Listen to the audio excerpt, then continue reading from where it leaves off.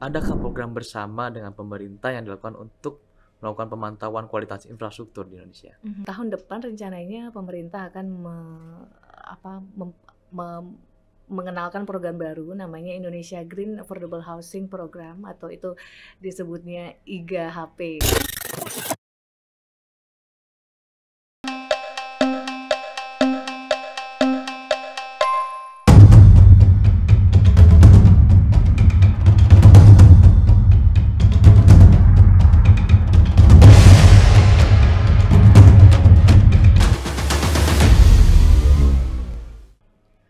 Halo sahabat Tangguh, apa kabar? Bersama saya Bintang Bagaskara, kembali lagi bincang-bincang bersama pegiat kebencanaan dalam podcast bersinergi dalam teknologi dan inovasi.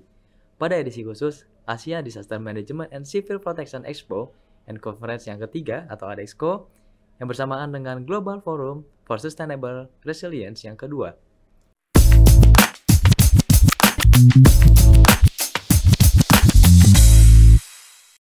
Telah hadir narasumber yang memiliki pengalaman hebat dalam bidang kebencanaan yang berasal dari Boat Change Indonesia. Ada Ibu Mediatrik Triani Novianingsi. Selamat sore, Selamat Bu sore, Mediatrik. Mas Mungkin Bintang. saya panggil dengan Ibu Ani, nggak masalah ya, Ibu Ani. Baik, Ibu Ani, kita akan berbincang terkait pentingnya memperkuat ketahanan infrastruktur pada sektor perumahan dan pendidikan untuk menuju Indonesia tangguh bencana. Tapi sebelum itu, saya ingin tahu apa sih itu Boat Change dan program-program apa saja dan output apa saja yang dihasilkan. Terima kasih Mas Bintang. Jadi Build Change adalah non-profit social enterprise atau organization yang kita didirikan dengan misi untuk membuat tidak ada lagi kematian atau korban jiwa dan kerusakan bangunan atau kerugian ekonomi ketika bahaya alam seperti gempa, angin kencang dan cuaca panas itu terjadi gitu. Jadi misi kami adalah memastikan bahwa setiap rumah dan bangunan yang dibangun di Indonesia dan di seluruh dunia pada akhirnya aman dan tidak terganggu ketika ada bahaya alam yang terjadi.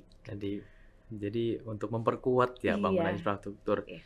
itu kan dalam sektor global, dan dalam konteks Indonesia, adakah program bersama dengan pemerintah yang dilakukan untuk melakukan pemantauan kualitas infrastruktur di Indonesia? Saat ini kami sedang mengembangkan beberapa program dan kerjasama dengan beberapa kementerian. Yang pertama adalah dengan Kementerian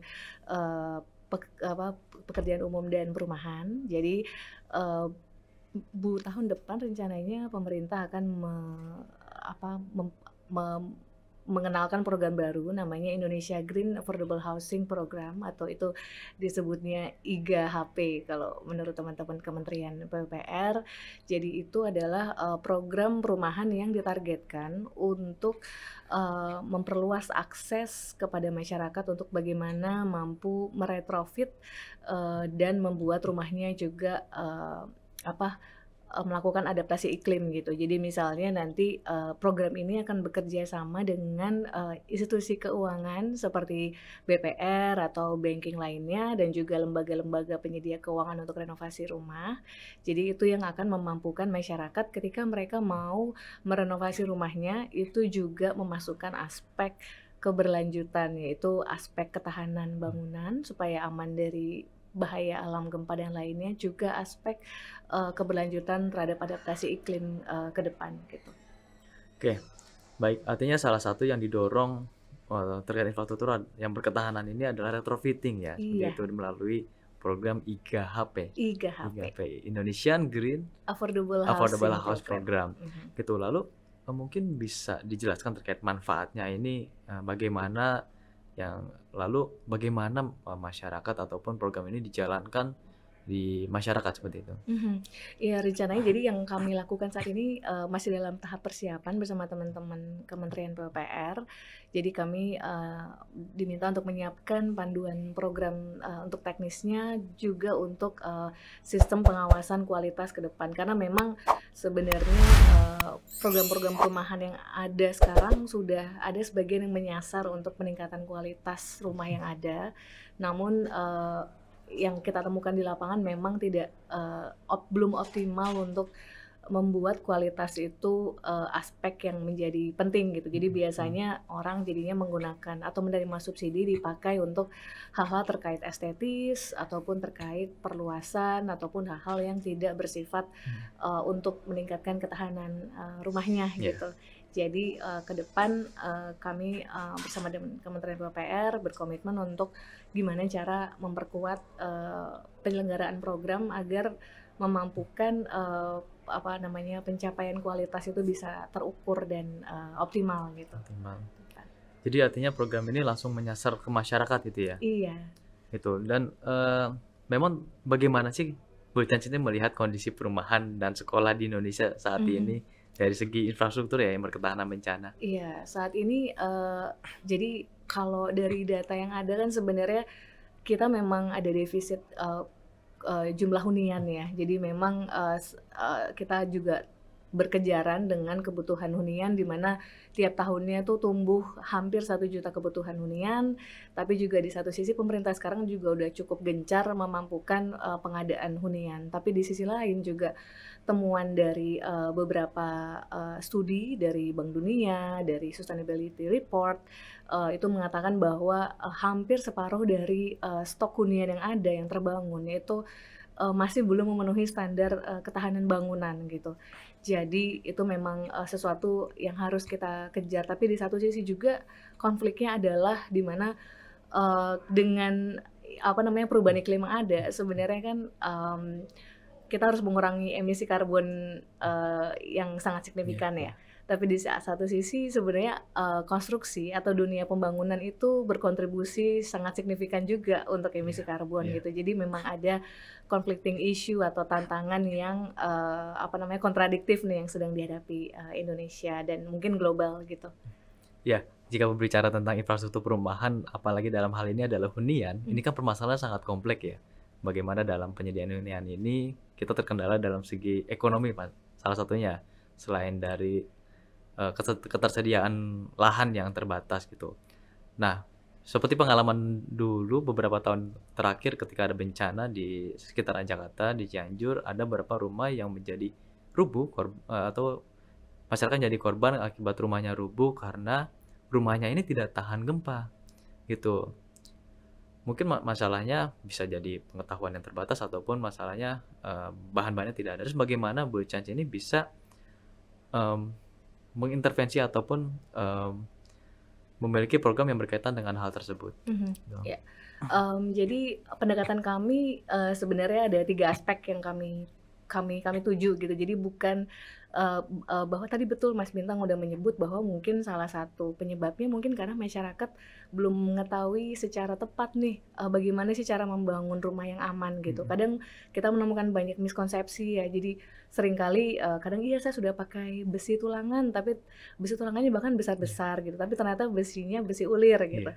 Atau mungkin cara memasang batanya salah, jadi harusnya dipasang duduk, tapi ternyata dipasang berdiri gitu, karena itu akan mempengaruhi, kekuatan bangunan. Jadi beberapa, akses informasi itu penting, tapi juga akses kepada kualitas informasi yang tepat itu juga penting. Itu di sisi aspek, teknologinya ya. Tapi di sisi lain juga ada yang tadi Mas juga sebut, bahwa, materialnya sulit ditemukan gitu.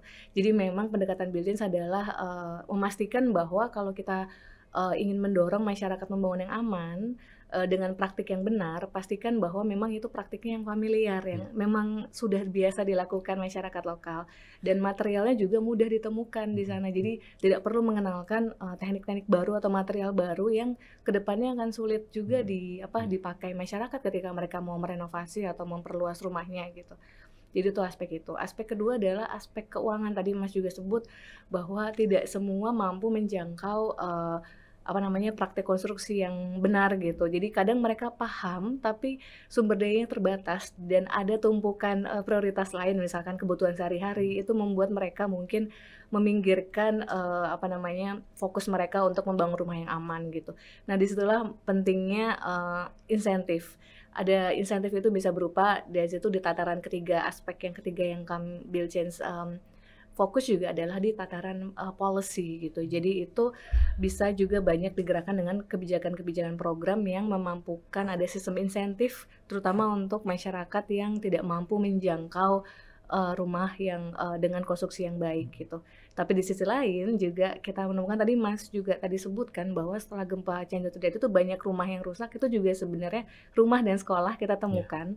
Itu sering kali kami menemukan bangunan rumah atau sekolah bahkan yang dibangun dengan besinya tuh sangat kurang gitu. Mungkin besinya hanya 1, harusnya 4, terus kadang kualitas materialnya jelek sekali, betonnya juga sangat rapuh gitu. Jadi pasti itu ketika tidak perlu gempa besar itu akan rubuh gitu. Jadi tadi yang saya singgung barusan insentif, jangan lupa ada perlu disinsentif atau semacam penalti atau semacam sistem untuk memampukan para pelanggar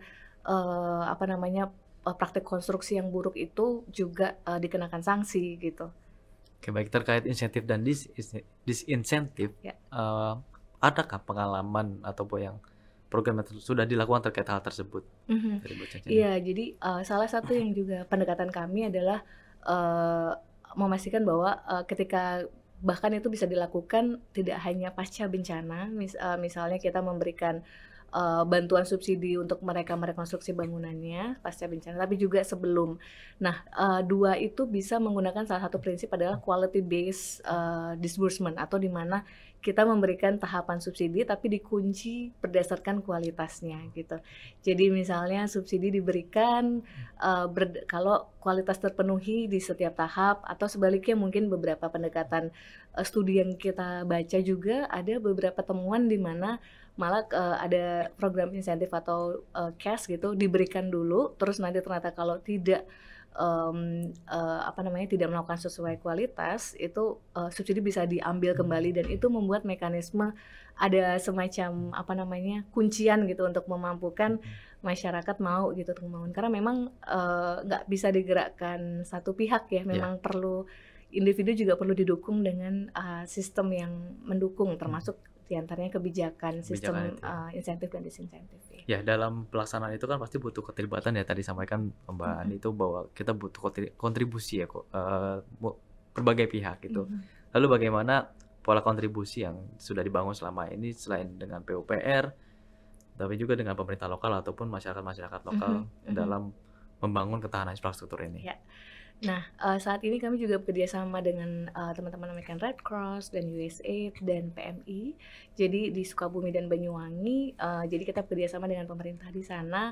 Bagaimana kita tahu bahwa masih banyak rumah yang tidak memiliki izin ya, gitu. Dan itu menurut data itu mungkin di bawah 5% rumah-rumah yang ada itu memiliki izin bangunan PBG atau dulu IMB gitu. Jadi salah satu intervensi program yang sedang kami jalankan bersama dengan teman-teman di Sukabumi dan Banyuwangi adalah menyediakan perpustakaan desain. Jadi di mana yang memampukan masyarakat yang tidak punya akses untuk membayar arsitek atau membayar ahli struktur, mereka mampu menggunakan bank desain itu untuk kemudian mereka pakai untuk membangun dan untuk memberikan mengapply izin membangun gitu. Jadi itu salah satu intervensi yang kami coba lakukan bersama pemerintah setempat untuk bagaimana membuat lebih banyak lagi rumah atau pembangunan rumah yang ada itu lebih sesuai dengan standar bangunan yang ada. Oke. Terkait ketahanan infrastruktur ya, ini kan kita Indonesia itu multi ancaman ya. Karena selalu diskusi ketika kita buat rumah tahan gempa dengan menggunakan kayu itu tidak tangkar angin gitu kan. Kuat kayu atau nanti anginnya akan terbang, rumahnya akan terbang. Lalu bagaimana Bu Caca ini bisa membangun perkuatan infrastruktur yang adaptif terhadap multi ancaman yang ada di Indonesia ya? Ya, banyak cara, dan pertama selalu pendekatan kami adalah selalu apa yang kita lakukan pertama adalah survei dulu di mana kita melakukan intervensi. Di situ kita yang lakukan pertama adalah teknik apa yang biasa mereka pakai, lalu material apa yang ada di sana. Jadi misalkan kita di sana lebih banyak yang pakai kayu, jadi kita kan nggak dan besi atau semen terbatas.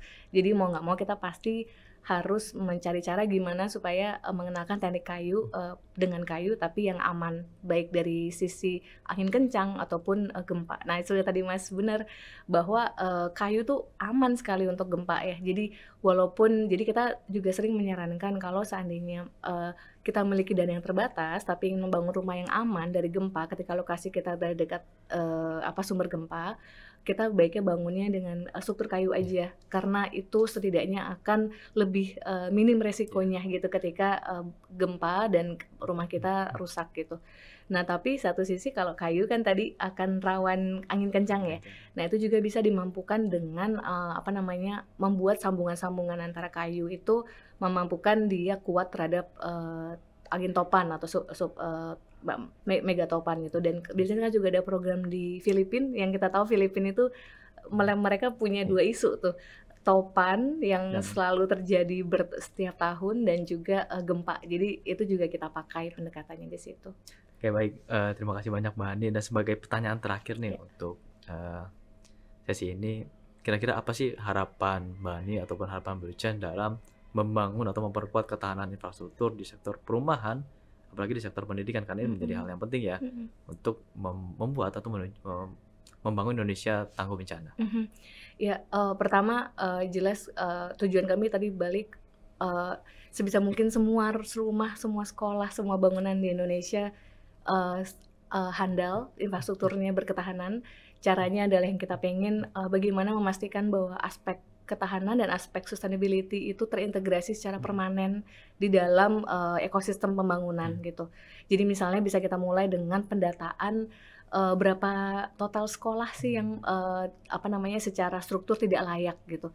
Lalu kedua dipilah prioritasnya karena kita tahu kan mana nih yang bisa diperkuat, mana yang tidak, karena tidak semua bangunan bisa diperkuat. Jadi misalnya kalau dia berada di zona tsunami atau di zona likuifaksi atau di zona longsor itu sebaiknya memang harus direlokasi gitu. Nah, untuk bangunan yang cukup aman resikonya bencana itu dia yang bisa diretrofit. Dan lalu diukur tuh bisa dipetakan mana nih daerah yang prioritas untuk dilakukan dulu per tahun, set per target.